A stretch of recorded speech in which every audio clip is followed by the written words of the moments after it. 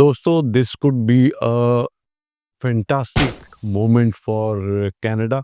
और कनाडा के लिए जैसा आपने टाइटल में देखा कि ये एक अमेजिंग खबर होने वाली है, स्पेशली अगर हम बात करें इंटरनेशनल एजुकेशन की। आपको पता है कि आज 28 ऑफ अप्रैल है और आज ही कनाडा में फेडरल इलेक्शन होने जा रहे हैं।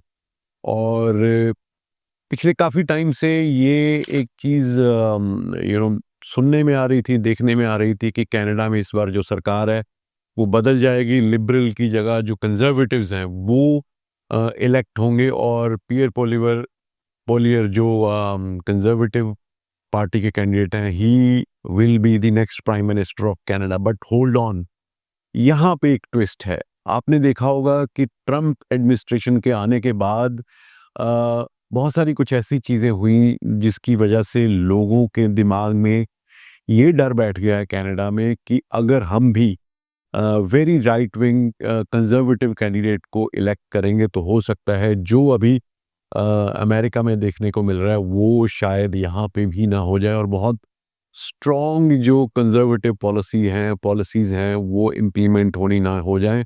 और दूसरा, there has been a regular rhetoric from the president of United State, और उन्होंने कनाडा को 51st state of United states बहुत देर, मतलब काफ़ी देर से वो उसको इस तरह से देख रहे हैं, बोल रहे हैं। तो चाहे वो एक तरह से सार्कास्टिक वे में बोल रहे हैं, बट कहीं ना कहीं जो कैनेडियंस का पहले राइजिंग कॉस्ट और हाउसिंग को लेके रिजेंटमेंट थी विद लिबरल्स, जिसकी वजह से वो दे वर टिल्टिंग टुवर्ड्स कंजर्वेटिव्स, बट वो अब बैक स्टेज पे चला गया है।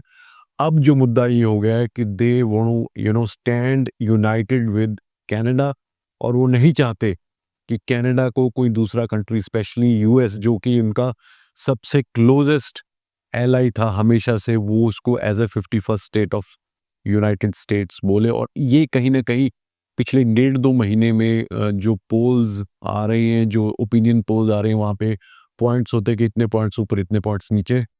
तो मेरे हिसाब से वो दोबारा स्विंग हो गया टुवर्ड्स लिबरल।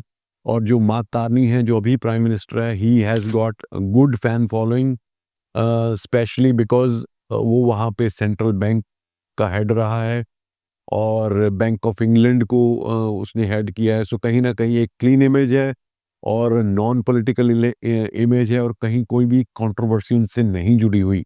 और जो छोटी मोटी पार्टीज हैं वो भी उसको सपोर्ट कर रही हैं। तो आज इलेक्शन हो जाएंगे और होपफुली 1-2 दिनों में आपको रिजल्ट भी सामने आ जाएंगे। तो मेरी जो असेसमेंट है, I might be wrong as well, मेरे को कहीं से कोई टिप टुप नहीं मिली, but this is what I been following the Jio politics.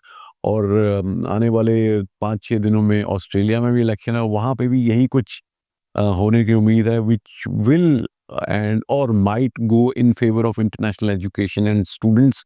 So let's keep our fingers crossed and see what happens tomorrow in Canada's elections.